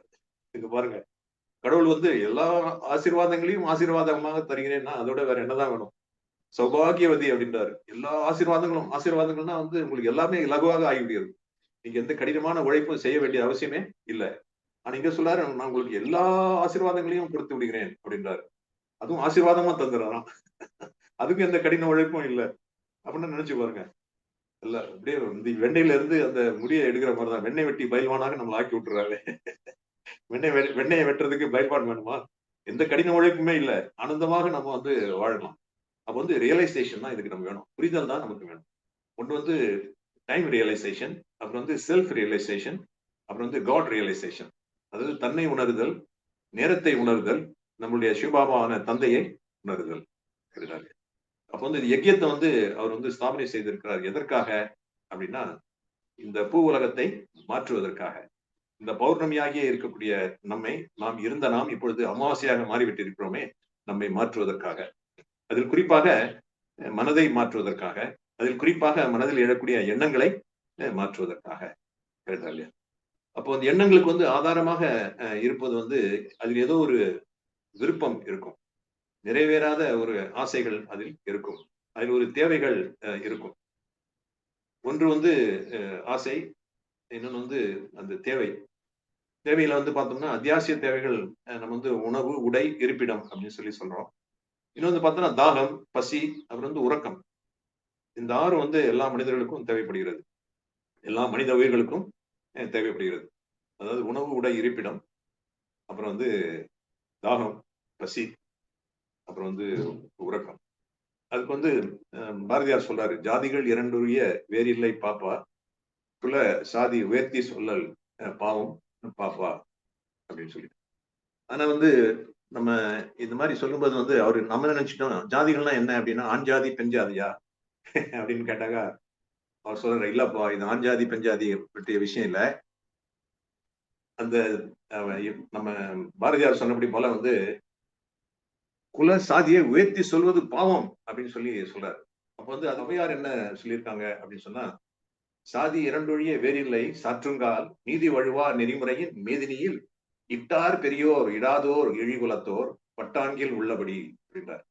இட்டார் பெரியோர் இடாதோர் இழிகுலத்தோர். அப்ப வந்து யாருப்பா இந்த உலகத்தில் உள்ள 2 ஜாதிகள் அப்படின்னா, ஒன்று வந்து பெரியவர்கள், இன்னொரு வந்து இழிகுலத்தை சேர்ந்தவர்கள். இழிகுலம்னா என்ன அப்படின்னா இடாதவர், இடாதவர், யாருக்கும் எதுவுமே தராத கஞ்ச பிசினாரி, கஞ்சர்கள், தானம் செய்யாதவர்கள். இன்னொன்று இட்டார் அப்படின்னா வந்து இடுபவர்கள் அப்படின்னா தானம் செய்பவர்கள், மற்றவர்களுக்கு தருபவர்கள். அப்ப வந்து ரெண்டே ரெண்டு பிரிவு ஆகி விடுகிறது அல்லவா. ஒருவர் தருபவர், அது இட்டார், இன்னொருவர் இடாதவர், தராதவர். அப்ப நாம் வந்து கர்ணனை போல பிறக்கும் போதே குண்டலத்தோடும் கவசத்தோடும் பிறந்தவர்கள் அல்லவா. நாம் கர்ணர்கள், இறைவனுடைய குழந்தைகள். அதாவது பிறக்கும் போதே வந்து நம்ம வந்து மிக மிக மிக பாக்கியசாலியாக நான் வந்து இந்த பிறவியை எடுத்திருக்கிறேன். எனவே நம்மை போல பாக்கியசாலி யாருமே இல்லை. அந்த சிவந்து சிவந்து கொடுத்து கொடுத்து அந்த கரங்கள் வந்து சிவந்து விட்டன அப்படின்னு சொல்லி சொல்றாங்க. யாருக்கு? கர்ணனுக்கு. அப்ப வந்து கர்ணரை போல நாம் வந்து ஞானிகளாக இருக்க வேண்டும், உயர்ந்தவர்களாக இருக்க வேண்டும். நம்மிடையே வந்து எந்த ஜாதிகளும் இல்லை. சாதிகள் இரண்டொழிய வேறில்லை சாற்றுங்கால் நீதி வழுவா நெறிமுறையின் வேதினியில் இட்டார் பெரியோர் இடாதார் இடிகுலத்தோர் பட்டாங்கில் உள்ளபடி. அது சொல்றாங்க. தாய் சொல்லை தட்டாதே, தந்தை சொல்லை கேள். அப்புறம் வந்து ஓதாமல் ஒரு நாளும் இருக்க வேண்டாம், ஒருவரையும் பொல்லாங்கு சொல்ல வேண்டாம் சொல்லியிருக்காங்க. நம்ம வந்து கேட்டிருக்கோம், எல்லாத்தையும் மறந்துட்டோம். கட்டி கொடுத்த பாடமும் கட்டி கொடுத்த சோறும் சொல்லி கொடுத்த பாடமும் கடைசி வரைக்கும் வராது அப்படின்னு சொல்லியிருக்காங்க. ஒருத்தர் வேண்டாம் வேண்டாம், ஒருத்தர் வந்து வேண்டும் வேண்டும், வேற என்ன வேண்டும், மங்களமாய் வாழ வேண்டும் மனதில் இறைவன் மலரடி தோழ வேண்டும். இன்னொருத்தர் பாடுறாரு, ஒருத்தர் வேண்டாம் வேண்டாம்ன்றாரு, இன்னொருத்தர் வந்து வேண்டும் வேண்டும்ன்றாரு. சரி, அப்ப வந்து ரெண்டே ரெண்டு குலம் தான் இங்க இருக்கு அப்படின்றாரு. ஒன்று வந்து தருபவர், இன்னொரு வந்து பெறுபவர். அப்ப வந்து அந்த நாம வந்து பெற்றுக்கொண்டிருந்தோம். அது வந்து என்னன்னா பூஜாரி நிலை. இப்ப வந்து பூஜ்ய நிலையாக நாம் மாறவிருக்கின்றோம். பூஜைக்கு வந்த மலரேவா, பூமிக்கு வந்த நிலவேவா. அப்ப வந்து சூரியனே வந்து அந்த நிலவின் மீது காதல் கொண்டு, என்னுடைய பிரம்மா என்னும் அந்த தாய் நிலவின் மீது காதல் கொண்டு இறங்கி வந்து நமக்கும் இந்த ஞான பிறவியை தந்திருக்கிறார் என்றால் நாம் எவ்வளவு பாக்கியசாலி குழந்தைகள். அப்ப வந்து பூஜாரியாக இருக்கும் நாம் வந்து பூஜைக்குரிய நிலையை நாம் அடைந்து விடுகிறோம். எவ்வளவு கொஞ்சம் நினைச்சு பார்த்தா எவ்வளவு சந்தோஷம். அப்ப வந்து தரும் நிலையை அடைந்து விட்டோம். அந்த இழி குலத்திலிருந்து இட்டாராக நாம் மாறிவிட்டோம். இவ்வாறு நாம் வந்து தந்து கொண்டே இருக்கும் பொழுது, தானத்தை அளித்துக் கொண்டே இருக்கும் பொழுது, மனதால் சொல்லால் செயலால் அனைவருக்கும் பாபாவிடமிருந்து பெற்றதை நாம் தானமாக தானமாக என்று சொல்வதை விட அவர்களிடம் பெற்றதே கருவியாக இருந்து பகிர்ந்து கொள்ளும் பொழுது என்று நாம் கூறலாம். பகிர்ந்து கொள்வது என்றால் அவர்களுக்கு ஞாபகப்படுத்துவது என்று கூறலாம். அந்த நாள் ஞாபகம் நெஞ்சிலே வந்ததே, இந்த நாள் அன்று போல் இன்பமாய் இல்லையே, அது ஏன் ஏன் நண்பனே அப்படின்னு ஒரு பாட்டு இருக்கு. அப்ப அதை பார்த்தா வந்து ஆட்டம் பாட்டம் புத்தகம் கையிலே அப்படின்னு சொல்லியிருக்கோம். புத்தியோ அவங்க அங்கங்கேயும் அலைஞ்சிட்டு இருக்கோம். அந்த மாதிரி அந்த அந்த நாள் ஞாபகம் நெஞ்சிலே வந்ததே அப்படின்னு. இப்ப பாபா வந்து நமக்கு அந்த ஞாபகத்தை தருகின்றார். அப்ப வந்து முதலில் நாம் சத்தியத்தில் இருந்த அந்த ராஜ்ய அதிகாரி நிலையை நமக்கு தருகின்றார். அப்ப இந்த யஜ்யத்தை அவர் வந்து ஸ்தாபனை செய்திருக்கின்றார். அப்ப இந்த யஜ்யத்துல வந்து நம்ம வந்து இந்த ஸ்தாபனை செய்திருக்கிற இந்த வேள்வியில நாம் என்னதான் செய்ய வேண்டும் அப்படின்னா, நம்மை அர்ப்பணிக்க வேண்டும். அப்ப வந்து இந்த சென்டர்ல கேட்பாங்க, நம்ம போயிருக்கும்போது வந்து, பிரதர் நீங்க சரண்டர் ஆயிட்டீங்களா, நீங்க சங்க பிரதரா இல்ல எப்படி, ஃபுல் டைம் சரண்டரா இல்ல பார்ட் டைமா வந்து நான் சொல்லுவேன். நான் வந்து சில நேரம் வந்து இந்த பாபா சென்டர்ல உண்டி வைப்பேன், சில நேரம் உண்டியில காசை போடுவேன். அதான் வந்து இப்ப வந்து இந்த மாமா ருக்குமணி அப்படின்னு சொல்லிட்டு இவருக்கும் 2 மனைவியை காமிச்சிருக்காங்க. அதே மாதிரி வந்து சிவபாபாவுக்கும் வந்து பார்த்தோன்னா ஒரு பக்கம் வந்து தலையில வந்து கங்கை, உடம்புல வந்து இந்த பக்கத்துல வந்து பார்வதி அவர் இருக்காங்க, உமையொரு பாகன் அது வேற போட்டு வச்சிருக்காங்க. 2 பொண்டாட்டிங்க. அவங்க கேட்பாங்க, வந்து பார்த்தா பசுமரம் படுத்து விட்டா நெடுமரம் சேத்தா விறகுக்காகமா ஞான தங்கமே தீயிலிட்டா கரியும் மிஞ்சுமா கட்டழகு மேனியப்பார் பொட்டும் பூவுமா நீட்டி கட்டையிலே படுத்து விட்டா காசுக்காகுமா வட்ட வீடும் காளையப்பார் வாட்ட சாட்டமா ஊனி ஒடுங்கி விட்டா உடம்பு இந்த ஆட்டம் போடுமா. அப்ப கேட்கும்போது, அப்பா நீ எந்த ஊர்ல இருந்து வந்திருக்க, மேல இருந்து வந்திருக்கிறேங்க அப்படின்பாரு. அப்புறம் வந்து எத்தனை பொண்டாட்டிங்க, எனக்கு 2 பொண்டாட்டிங்க, ஒண்ணு உடம்புல பாதியை பிடிச்சு ரொம்ப தொந்தரவு பண்ணிட்டே இருக்கிறாளுங்க, ஒண்ணு தலைமையில உட்கார்ந்து இருக்கிறாங்க அப்படின்னும். அப்புறம் எத்தனை பையங்கன்னா, அழகா ஒரு பையங்க, அப்புறம் ஆணை முகத்தோட ஒரு பையங்க. ஆணை முகத்தோனே விநாயகனே வினை தீர்ப்பவனே அது ஒருத்தர். இன்னொருத்தர் கற்பனை என்றாலும் கற்சிலை என்றாலும் கந்தனே உனை மறவே. அழகிய அழகிய மகன் ஒருவன், அப்புறம் வந்து ஆணை தலை உடையவன். அப்படின்னா வந்து புத்திசாலி மகன் ஒருவன், அவனே அழகானவன்.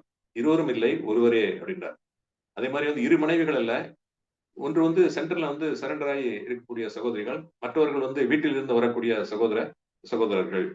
இவர்களையே அவர்கள் இரு மனைவிகள் என்று காட்டிவிட்டார்கள். ஆகவே ஒருவர் வந்து உண்டியில் வைக்கிறார், ஒருவர் வந்து உண்டியில் பணத்தை போடுகிறார். அது வந்து ட்ரஸ்டியாக அவர்கள் இருக்கிறார்கள். அப்போ வந்து நீங்க சரண்டரா அப்படின்னு ஒரு கேள்வியை கேட்டோம்னா நம்ம வந்து என்ன சொல்லணும் அப்படின்னா, மர்ஜீவா ஜென்மம் எடுத்திருக்கின்றோம். வீட்டில் இருந்தாலும் சரி, உண்டியை வைத்தாலும் சரி, உண்டியில் காசை போட்டாலும் சரி, வீட்டில் இருந்தாலும் சரி, இல்லை சென்டரில் இருந்தாலும் சரி, நம்ம வந்து 2 பேருக்கும் வந்து ஒரே ஒரு வித்தியாசம் என்ன அப்படின்னா, என்ன வித்தியாசம் அப்படின்னா 2 பேருமே வந்து பாபாவுடைய குழந்தைங்க தான். ஆனா என்ன வித்தியாசம்? ஒரு வீட்டில் இருக்கிறார், இன்னொரு வந்து சென்ட்ரல் இருக்கிறார். அப்படின்னா என்ன வித்தியாசம்? அப்படின்னா என்ன பொறுத்தவரையிலும் வந்து வித்தியாசம் இதுவென்றால், அவர் சொல்றாரு வந்து யார் வந்து சென்டர்ல வந்து முழுக்க முழுக்க இருக்கிறார்களோ, அதாவது 8 மணி நேரம் கூட வந்து அவங்க பொருள் ஈட்டுவதில்லையோ, அவங்க வந்து அந்த சத்தியுகத்துல வந்து அரண்மனைக்குள்ளே வசிக்கக்கூடியவர்கள். அதாவது அந்த ராஜ அரண்மனைக்குள்ளே வசிக்கக்கூடியவர்கள். மற்றவர்கள் வந்து அந்த அரண்மனைக்கு வெளியே வசிக்கக்கூடியவர்கள். இந்த ஒரு வித்தியாசம் தான் எதிர்காலத்தில் இருக்க போகிறது. தற்பொழுதோ அனைத்தும் சமம் என்றே கருதலாம். எல்லா விதத்திலும் அனைத்தும் சமம் என்றே கருதலாம். ஏனென்றால் நாம் ட்ரஸ்டியாக வாழ்ந்து கொண்டிருக்கின்றோம். ஒவ்வொருவரும் ட்ரஸ்டியாக வாழ்கின்றோம். அதாவது என்னென்னலாம் நம்ம வந்து நம்ம ட்ரஸ்டியாக இருக்கணும் அப்படின்னா, முதலில் எண்ணங்கள், அப்புறம் வந்து வார்த்தைகள், அப்புறம் வந்து செயல்கள், அப்புறம் வந்து நேரம், அப்புறம் வந்து ஞானம், அப்புறம் வந்து குணம், அப்புறம் வந்து சக்தி, நம்மளுடைய சிறப்பு இயல்புகள், நாம் என்னவெல்லாம் பாபாவிடமிருந்து அடைந்திருக்கிறோமோ, அப்புறம் வந்து அழியாத இந்த பொருட்கள், இறைவன் தந்த அனைத்து ஆஸ்திகள். அதான் வந்து 3 முக்கியமாக நம்ம சொல்லலாம். ஒண்ணு வந்து சக்தி, இன்னொன்று வந்து ஞானம், அப்புறம் வந்து குணங்கள், வர்ச்சூஸ் அப்படின்னு சொல்லி சொல்றேன் இல்லையா? இந்த 3ம் மொத்தம் வந்து இந்த உடல் சம்பந்தப்பட்ட மற்ற அனைத்தும். அது மட்டும் இல்லாம நேரமும். இவை அனைத்தையும் பாபாவுடைய காரியத்தில் நாம் ஈடுபடுத்த வேண்டும். எதுவுமே நமக்கு சொந்தம் இல்லை. எல்லாமே பாபாவுடையது. அப்ப வந்து கருவியாக நாம் மாறி அதை அவருடைய காரியத்தில் நாம் ஈடுபடுத்தினோம் என்றால், அதுவே வந்து நாம் வந்து அவருக்கு இப்பொழுது இந்த சமயத்தில் செய்யக்கூடிய மிகப்பெரிய ஒரு கோஆபரேஷன், உதவியாகும். வந்து கடவுள் வந்து நம்மளுடைய உதவி இல்லாம இந்த நரகத்தை வந்து சொர்க்கமாக மாற்ற முடியாது. அப்படி உதவி செய்வர்கள் வந்து 2 பேரை காமிச்சிருக்கிறாங்க அந்த ராமாயணத்துல. ஒண்ணு வந்து பாத்தீங்கன்னா குரங்கு படை, இன்னொன்னு பாத்தீங்கன்னா வந்து அணில் படை. அந்த குரங்குகள்லாம் பாத்தீங்கன்னா பெரிய பெரிய அந்த பாறையை தூக்கி போட்டு அந்த பாலத்தை கட்டுவாங்க. அதாவது ராமேஸ்வரத்துல இருந்து அந்த சோகவனத்துக்கு போறதுக்கு. அசோகவனம் அது. ஆக்சுவலா சோகவனம்னு பேர் வச்சிருக்காங்க. அசோகவனம். நான் உண்மையிலேயே இது சோகவனம். அதுக்கு போறதுக்கு வந்து பாலத்தை கட்டுவாங்க. அப்ப அந்த அணில் பள்ளிகள் கூட வந்து அந்த மண்ணுல உருண்டு உருண்டு அந்த தண்ணியிலையும் போயிட்டு போயிட்டு மறுபடியும் மண்ணுல உருண்டு அந்த மணல சின்ன சின்ன மணலெல்லாம் போட்டுட்டு இருக்கும். ஆக அனைவரும் வந்து இந்த சமயத்துல வந்து நம்முடைய உடல், பொருள், ஆவி, அப்புறம் வந்து எல்லாவற்றையும் மனம், சொல், செயல், நேரம் அனைத்தையும் வந்து பாபாவுடைய காரியத்தில் உபயோகப்படுத்துகிறோம். ஏன்னா இப்ப நேரம் வந்து மிக மிக குறைவாக இருக்கிறது. எது வேணாலும் எப்போ வேணாலும் நடக்கலாம். அதனால நேரம் அந்த காலம் கடத்தி பயனில்லை. உடனே வந்து நம்ம வந்து முடிவு எடுக்கணும். எதுக்கு நேரம் தள்ளி போடாம பாபாவுடைய காரியத்துல அனைத்தையும் நாம் வந்து ஈடுபடுத்த வேண்டும். அப்ப வந்து பாபா வந்து இந்த ஸ்தாபனை செய்திருக்கின்ற இந்த ராஜஸ்வ, அஸ்வமேக, அவினாஷி, ருத்ர, கீதா, ஞான யஜ்யத்தில் அனைத்தையும் சுவாகா செய்ய வேண்டும். நான் பிச்சாண்டி அப்படின்னு சொல்லி சொன்னேன். அவர் வந்து சுடலை சுந்தரேசன் அப்படின்னு கூட பேர் சொல்லியிருப்பாங்க சிவனை. அவர் வந்து சிவன் எங்க ஏன் சுடுகாட்டுல இருக்க போறாரு? இந்த முழு உலகமே சுடுகாடா இருக்கிறது. அதுலதான் நாம உட்கார்ந்து இருக்கிறோம். கரெக்டா இல்லையா? அப்ப வந்து இந்த சுடுகாட்டுல வந்திருக்கிற சிவன் அவர் ஏன் சுடலை சுந்தரேசனாக இருக்க போறார்? அவர் வந்து பரந்தாமத்தில் இருக்க போகிறார். சுடலில் இருக்கும் நம்மை விடுவிக்க வந்திருக்கின்றார். இந்த இடுகாட்டில் அல்லது சுடுகாட்டில் இருக்கும் நம்மை விடுவித்து நம்மை சொர்க்கத்திற்கு அழைத்து செல்வதற்காக வந்திருக்கின்றார். அவர்தான் கூறுகிறார், நீ மனதை வென்றால் உலகை வெல்லலாம் என. மனதை எவ்வாறு வெல்வது அப்படின்னா, நீ வந்து உன்னை எனக்கு அர்ப்பணம் செய்து விடு. மன்மனா பவ என்கிறார்.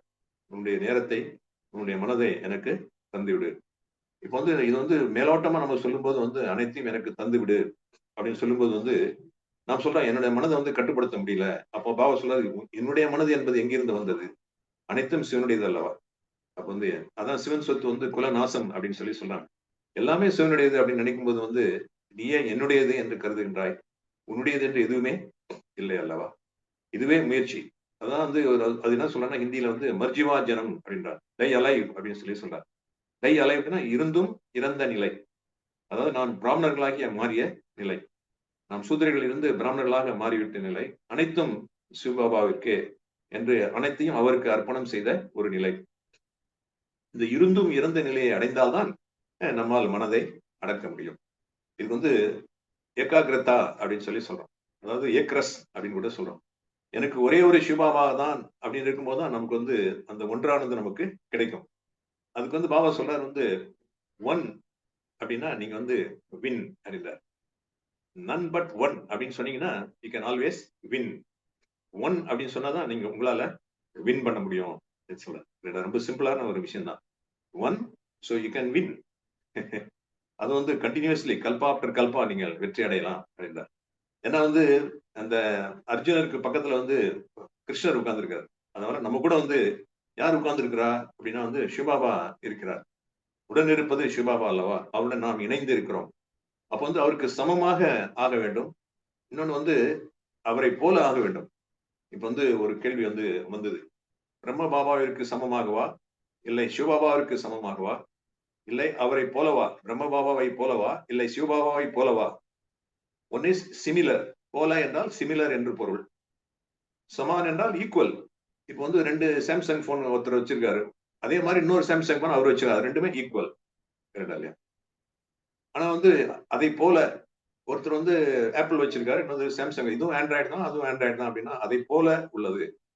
அப்போ வந்து நாம் பிரம்மாவை போல ஆக வேண்டுமா இல்லை சிவபாபாவை போல ஆக வேண்டுமா இல்லை சிவபாபாவிற்கு சமமாக ஆக வேண்டுமா இல்லை பிரம்ம பாபாவிற்கு சமமாக ஆக வேண்டுமா என்ற கேள்வி எழுகிறது அல்லவா? அப்போ வந்து அதற்கு ரொம்ப எளிதான ஒரு பதில். அப்போ வந்து முதலும் முடிவும் இன்றி முதலே முடிவிற்கு மூலமாகிறது. முதலும் முடிவும் இன்றி முதலே முடிவிற்கு மூலமாகிறது. அப்போ வந்து நம்ம கொஞ்சம் யோசிச்சு பார்த்தோம் அப்படின்னா, அது முதலாக இருப்பது வந்து சிவபாபா முதலாக இருக்கின்றார். முடிவாக இருப்பது யார் என்றால் அவரே தான் முடிவாகவும் இருக்கின்றார். என்ன, முதலாக இருப்பதும் அவரே, முடிவும் அவரே. அப்ப இங்க வந்து நம்ம சொல்றதை பார்த்தோம்னா, இப்ப நதி எங்கே போகிறது அப்படின்னா கடலை தேடி. நாள் எங்கே போகிறது அப்படின்னா இரவை தேடி அப்படின்றார். அப்ப வந்து சிவன் கூட எதற்காக வருகிறார்? சூரியன் எங்கே போகிறார் அப்படின்னா சந்திரனை தேடி. அப்ப வந்து சூரியனும் சந்திரனும் எங்கே போகிறார்கள் நட்சத்திரங்களை தேடி. அப்ப வந்து அவர்கள் இருவரும் எங்கே வந்திருக்கிறார்கள் என்றால் நம்மை வீட்டிற்கு அழைத்து செல்வதற்காக. அப்ப வீட்டிற்கு போனதுக்கு அப்புறம் எங்க போக போறோம் அப்படின்னா வந்து நம்ம சொர்க்கத்திற்கு வரப்போகிறோம். அப்ப வந்து நதி வந்து கடலை தேடுகிறது அப்படின்னா அந்த நதி எங்கிருந்து வந்தது அப்படின்னா கடலில் இருந்து தான் வந்திருக்கிறது. அப்போ அது ஆவியாக சென்று மேகமாகி மலைகளால் தடுக்கப்பட்டு கீழே விழுந்து மீண்டும் நதியாகி அருவியாகி நதியாகி ஓடி அசுத்தமாகி எல்லா அசுத்தங்களையும் எடுத்துக்கொண்டு கடலிலே வந்து மீண்டும் சேர்கிறது. பிச்சை பாத்திரம் ஏந்தி வந்தேன் ஐயனே, என்னப்பா நல்லவா என் தாயும் அல்லவா, பொன்னப்பா நல்லவா பொன்னம்பலத்தவா சொல்றாரு. அப்ப வந்து கடைசியில வந்து பார்த்தோம்னா முதலும் முடிவும் இன்றி முதலே முடிவிற்கு மூலமாகிறது. வந்து விதையாக ஞான விதையாகிய சிவபாபா பிரம்மா மூலமாக ஸ்ரீ லக்ஷ்மி ஸ்ரீ நாராயணன் இரட்டை இலையை உருவாக்குகின்றார் என்றார்.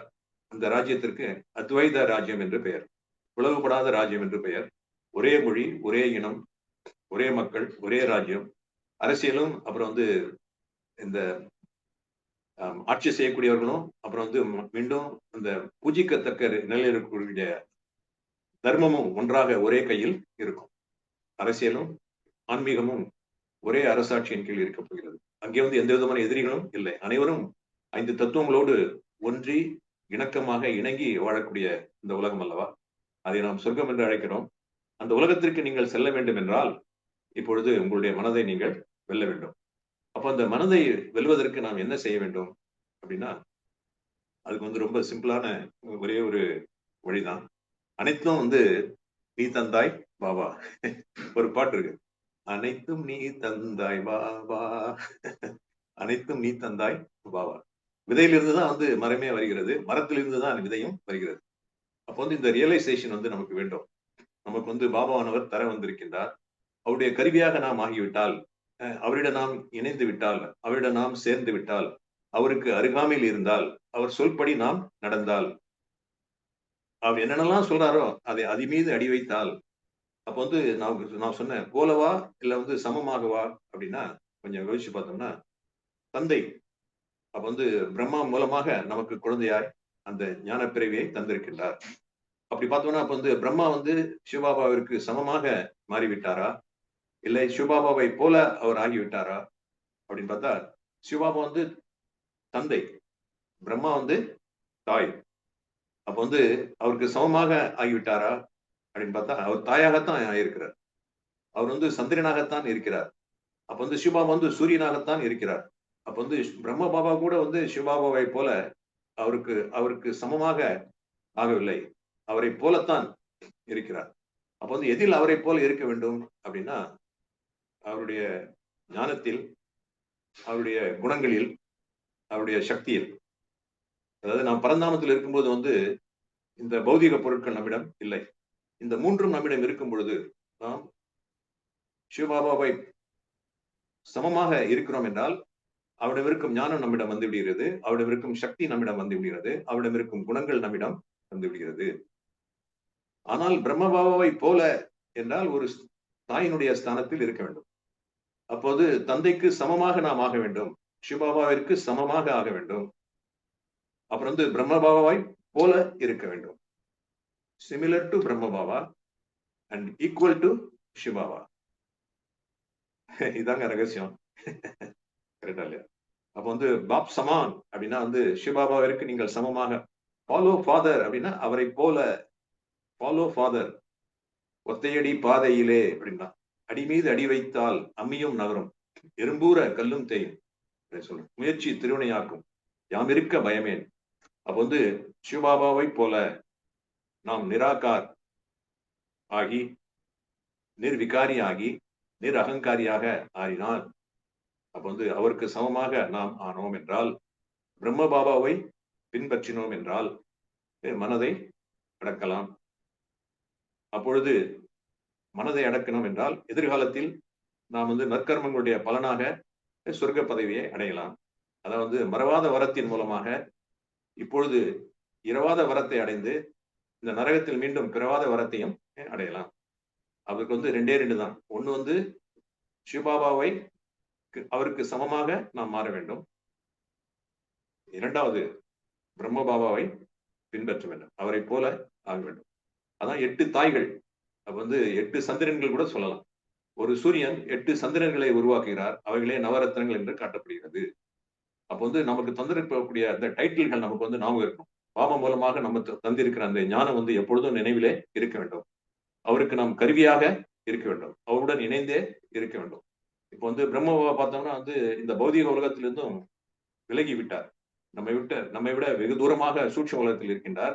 சிவபாபாவும் பரந்தாமத்தில் இருக்கின்றார், நாமும் இந்த பூலோகத்தில் இருக்கின்றோம். ஆனால் நாம் இந்த பூலோகத்தில் இருந்தாலும் நமது தாய் தந்தையரோடு இணைந்து இருக்க வேண்டும். அதற்கு வந்து நான் வந்து ஒரு ஒரு முயற்சி, சின்ன முயற்சி செய்து கொண்டிருக்கிறேன். அது என்ன அப்படின்னா, காலையில எழுந்தோடனே ஒரு குட் மார்னிங், நைட்ல வந்து ஒரு குட் நைட்டு, அப்புறம் ராத்திரி வந்து தினமும் வந்து நான் ஒரு கடிதம் வந்து எழுதுகிறேன் சிவபாபாவுக்கு. அந்த கடிதத்தை எழுதி அது ஒரு ஒரு ஸ்லேட் மாதிரி ஒன்று வச்சிருக்கேன், இந்த அழிக்கக்கூடிய ஒரு போர்டு. அதுல வந்து பேனால எழுதிட்டு அதை அழிச்சிட வேண்டியது. யாருக்கும் தெரியாது, பேப்பர் வேற வேஸ்ட் ஆகுது.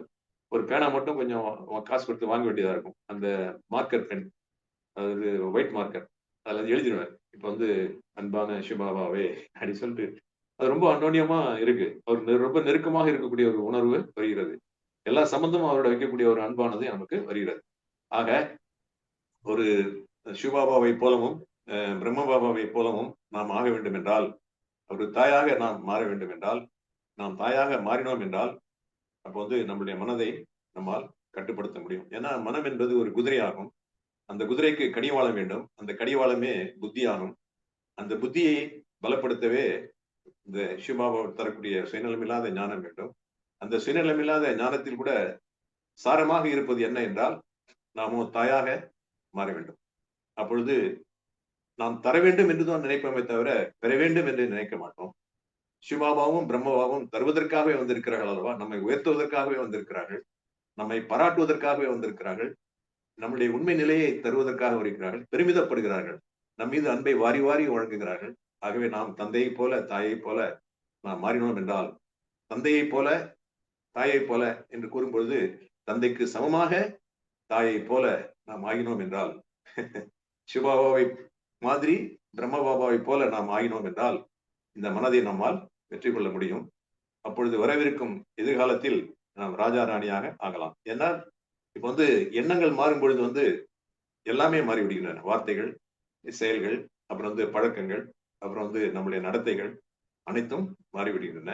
அப்ப இந்த எண்ணத்தை மாற்றுவதற்கு இந்த பாப் சமான் மற்றும் தாயை போல அதான் சொல்றாங்க, தாயை போல பிள்ளை, நூலை போல சேலை அப்படின்னு சொல்றாங்க. அப்ப நாம் இருவருக்கும் ஒத்த ஏற்ற ஒரு மகனாக அல்லது ஒரு மகளாக நாம் இந்த சமயத்தில் வாழ்ந்தோம் என்றால் நம்முடைய மனதை அடக்கலாம், அதன் மூலம் உலகத்தை வெல்லலாம் என்று கூறி, உங்களுக்கு ஏதாவது கேள்வி இருந்தா கேளுங்கன்னு சொல்லி, ஓம் சாந்தி. ஓம் சாந்தி பிரதர். கேள்வி இல்ல, ஒரு கேள்வி இருக்குது. இருந்தாலும் உங்களோட வாழ்க்கையும் ஒரு கதையா நல்ல அழகா அது நல்ல ரசிச்சு சொன்னீங்க. மற்றது பாட்டுக்கு நீங்க பாடைக்குள்ளேயும் பாவண்ட ஞானத்தை மனதில் வச்சுக்கொண்டே ஒவ்வொரு பாட்டையும் பாடினது புரிஞ்சுது. இந்த கருத்தை வச்சுக்கொண்டு இந்த பாட்டை பாடுறாரு பிரதர் ரெண்டு விளங்கிச்சுது.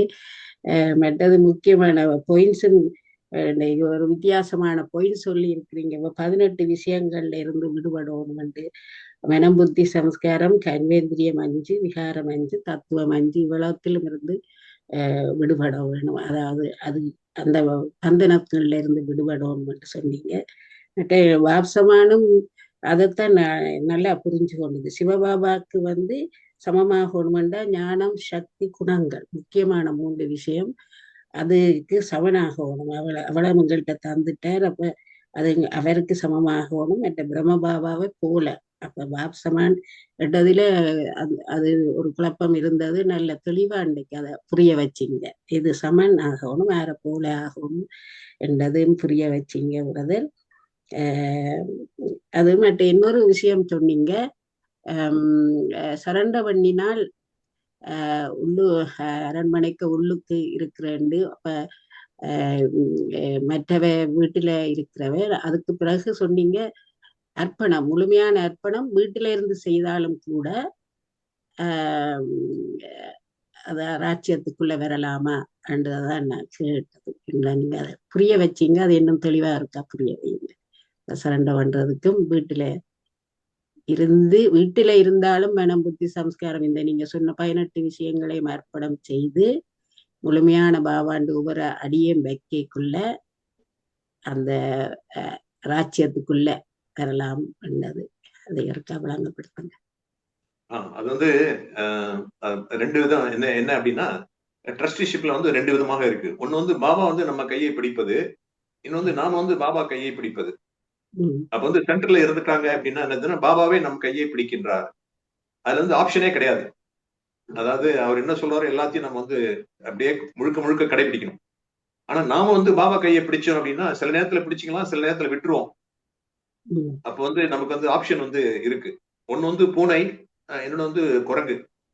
குரங்கு பார்த்தா அம்மா குழந்தைய பிடிச்சிக்கும். ஆனா பூனை பார்த்தோம், குழந்தைங்க தான் அம்மாவை பிடிச்சிருக்கும் குரங்குல. ஆனா பூனையில பார்த்தா தாய் தான் குழந்தை குட்டிய அப்படியே குழந்தை பூனையை பிடிச்சிருக்கும். அது விடவே விடாது.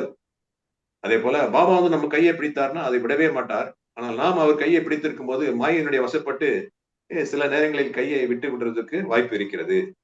எனவேதான் இவ்வாறு அதை புரிந்து கொள்ள வேண்டும். நாம் பாபாவுடைய கையை பிடித்திருக்கிறோமா, இல்லை பாபா நம் கையை பிடிக்க நாம் அவருக்கு நம் கையை தந்திருக்கிறோமா? அதான் அந்த பாடலை நான் பாடினேன். மனம் படைத்தேன் உன்னை நினைப்பதற்கு, நான் வடிவெடுத்தேன் உன்னை மணப்பதற்கு, கட்டிய மேளம் முரசொலிக்க, வரிசங்கள் நின்றாங்கே எதிரொலிக்க, கை கலம் நான் பற்ற கனவு கண்டே. அப்ப நீங்க போய் முருகர் கையை பிடிச்சீங்களா, இல்ல இறைவன் உங்க கையை பிடிச்சாரா? அவர் சாத். இங்கதான் எல்லா ரகசியமும் அடங்கி இருக்கிறது. அப்போ உலகை வெல்லலாம் என்றால் இறைவன் உங்கள் கையை பிடிக்க நீங்கள் அவருக்கு உங்கள் கையை தந்தீர்களா, இல்லை நீங்கள் அவர் கையை பிடித்துக் கொண்டீர்களா? இதிலே உங்கள் கேள்விக்கு பதிலானது அடங்கியுள்ளது. ஓகே பிரதர், புரிஞ்சுது. Thank you brother. ஓம் சாந்தி. அதுல வந்து இப்போ இந்த கிராமத்துல பார்த்தோம்னா அந்த உற்சவத்துல எல்லாம் பையனை வந்து தூக்கி கழுத்துல வச்சுக்கிடுவாரு அப்பா. 2 காலையும் முன்னாடி போட்டுட்டு உட்கார்ந்து இருப்பான். ஏன்னா உயரமா எல்லாத்தையும் பார்த்துக்கிட்டே போகலாம் அப்படின்னு. அது மாதிரி பாபா வந்து நம்மை விடவும் உயர்வாக மாற்றி விடுகிறார். அவர் வந்து சொர்க்கத்திற்கு வருவதே இல்லை. அவ்வளவு தியாக செம்மல், அவ்வளவு தூய்மையானவர், எப்பொழுதும் வந்து சச்சித் ஆனந்தமாக இருக்கக்கூடிய அந்த தந்தையினுடைய அருகாமையில் நாம் இருந்து நம்முடைய எண்ணங்களை அவருக்கு சமர்ப்பித்து அவருடைய வழிப்படி நடந்தோம் என்றால் ஒவ்வொரு நாளும் நாளொரு மேனியும் பொழுதொரு வண்ணவுமாக நாம் அவருடைய செயல்களிலேயே இருந்தோம் என்றால் நம்மை போல பாக்கியசாலிகள் யாரும் இருக்க மாட்டார்கள். நம்முடைய செயல்கள் புண்ணிய கணக்குகளாக மாறும். நாம் கர்மாத்தியத்தை நிலையை அடைவோம். எதிர்காலத்திலும் சுவராஜ்ய அதிகாரிகளாக இப்போது இருந்தால் எதிர்கால அவருடைய மன சிம்மாசனத்தில் அமர்ந்திருக்கும் நாம், இதய சிம்மாசனத்தில் அமர்ந்திருக்கும் நாம் ஒரு நாள் ராஜ்ய சிம்மாசனத்திலும் அமர்வோம். எனவே மனதை வெல்ல அவருடைய இதய சிம்மாசனத்தில் அமர வேண்டும். பிறகு எதிர்கால சிம்மாசனம் நமக்கு தானே கிடைக்கும். அதற்காக நாம் இந்த உடல் என்னும் சிம்மாசனத்திலும் அமர்ந்து இருக்க வேண்டும். ஆக இந்த சிம்மாசனம், இதய சிம்மாசனத்தில் யார் அமர்கிறார்களோ அவர்களை எதிர்காலத்தில் அந்த ராஜா சிம்மாசனத்தில், ராஜ்ய சிம்மாசனத்தில் அமர முடியும். ஓம் சாந்தி.